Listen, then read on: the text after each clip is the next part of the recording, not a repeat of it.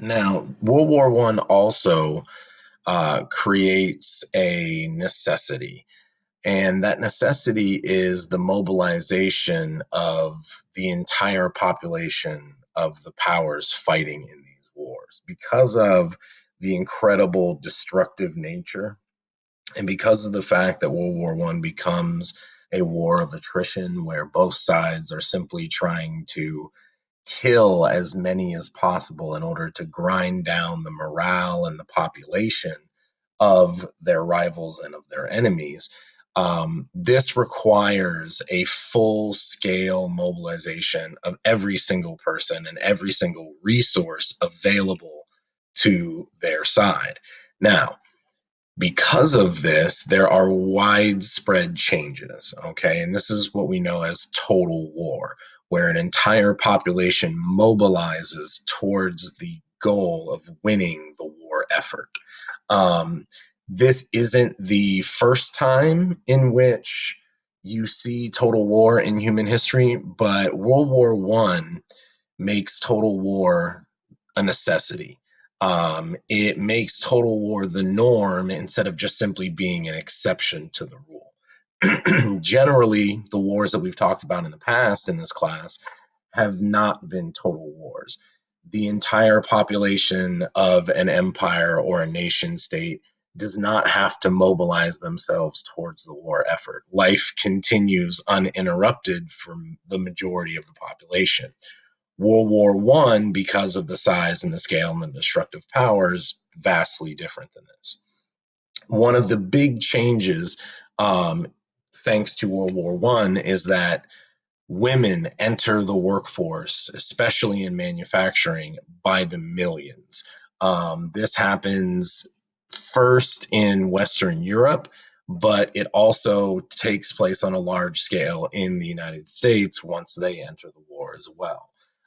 So they step into many manufacturing and management roles that were previously not open to them, which creates a lot of upward mobility socially and economically for women. It also opens up opportunities for minorities, especially African Americans in the United States as well. You see what's known as the second great migration of African American communities who uproot themselves from the still mainly agricultural South and move northwards in large numbers to fill manufacturing jobs left open by white men who have been drafted into service in World War One. Culturally, this has an impact as well. Women begin to take on a larger cultural role as well as African Americans. This leads to partially what's known as the Jazz Age during the Roaring Twenties. This also is a contributing factor into what's known as the Harlem Renaissance in New York, where popular culture begins to be more and more influenced by African American culture as well. On the worldwide scale, all colonial resources are mobilized. Millions of African and Asian colonial subjects are conscripted or drafted into European militaries, fighting not only in the colonies but in Western Europe as well. Something along the lines of 3 to 4 million Indians are drafted into the British Army. In fact, more Indians fight and die in World War One in Western Europe than Americans do. Also, because of the demands of World War One, especially on resources like food, gasoline, not precious metals, but metals like aluminum and tin to make bullets and bullet casings. Um, Government control over production becomes a serious effort, especially in the United States and Western Europe. There's rationing of specific needed materials like food, like water, cotton for bandages and uniforms.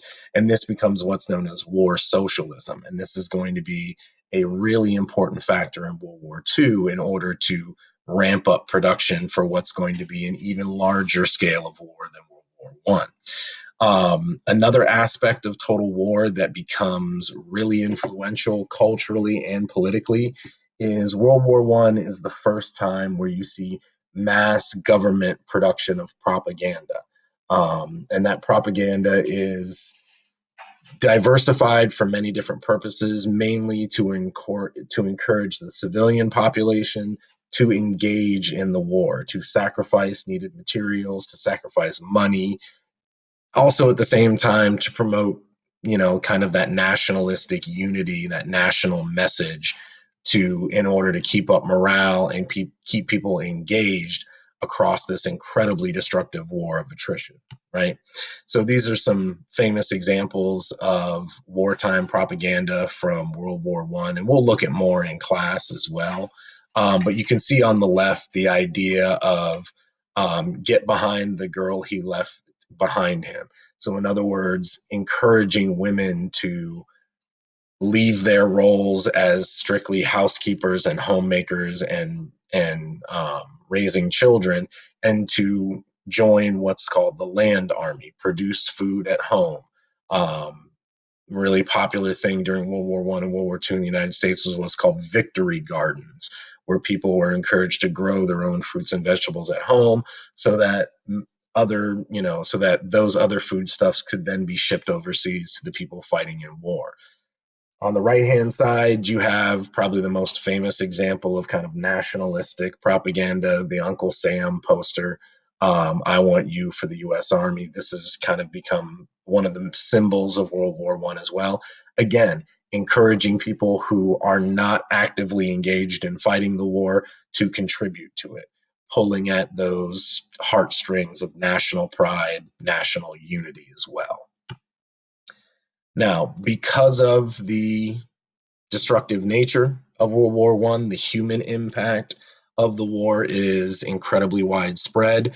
By 1918, somewhere between 10 to 12 million are dead.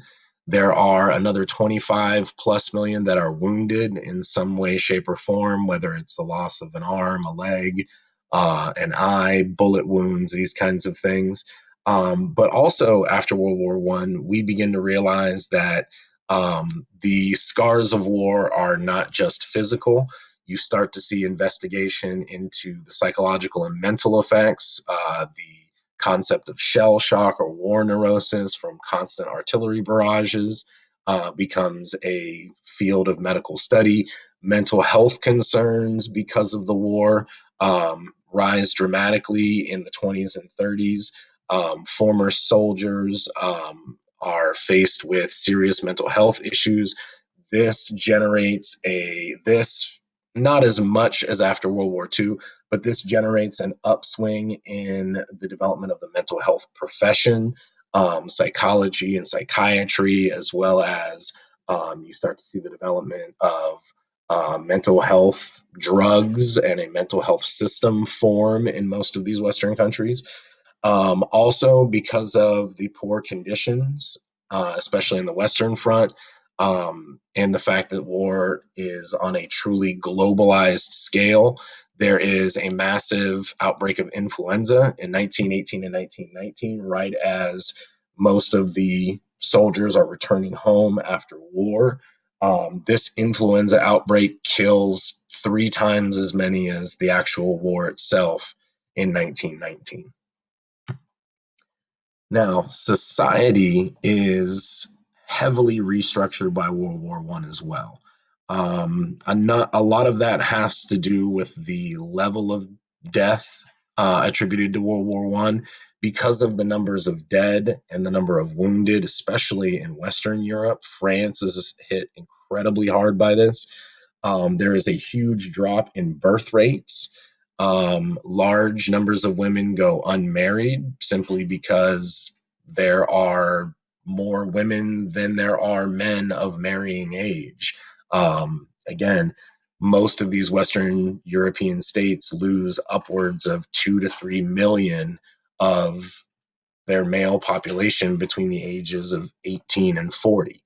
So when this combines with the social and the economic benefits and the upward mobility of women that is brought on by entering the workforce in large numbers during World War One, you see a huge push forward in women's empowerment in the 1920s. Probably the most popular expression of this in the 20s is the idea of the flapper. And these are young, economically independent women who forego the stereotypical role of, homemaker and raiser of children, and they go out and engage in social life the way that men do. Going to shows and movies, going to bars, and being seen in public and expressing themselves sexually, culturally, and allowing themselves to have the same level of influence on the culture as men. Also, the war opens up more social mobility for the lower class as they fill jobs left open by the war and by the amount of death and destruction. In the United States, there is a huge increase in manufacturing production during the war.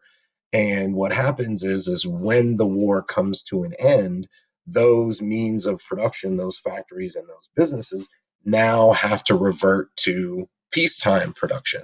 And what this does is this creates a huge glut of consumer products into the market, and cheap consumer goods fuel kind of this cultural roaring 20s in the United States, where things are cheap, products are cheap, services are cheap. Everybody has the ability, even the middle and the lower classes, to go out, have a good time, see a movie, go to a ball game, just kind of engage in culture, in pop culture, beyond just simply their household and listening to the radio. Also, after World War I, you see a massive outpouring of social and charity work for the returning wounded, similar to things like the Wounded Warrior Project nowadays. The American Red Cross is founded in the years after World War I. Homes for Heroes becomes a government funded project to build homes for returning veterans who have been either psychologically or physically impaired by the war. Nursing as a profession triples in size after 1917 because of the demands of the wounded returning from the war as well.